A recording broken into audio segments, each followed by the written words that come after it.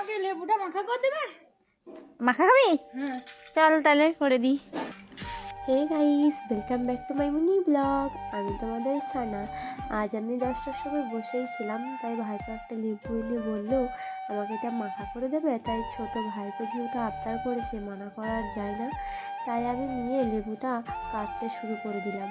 তবে আমাকে লেবু কাটতে খুব ভালোই লাগে। তারপর আমি তাড়াহুড়ো করে চটপট করে ছাড়িয়ে দিলাম। আর এইদিকে দেখো আমার ছোট্ট মাটা আমি ছাড়াচ্ছি আর ও খেয়েই যাচ্ছে।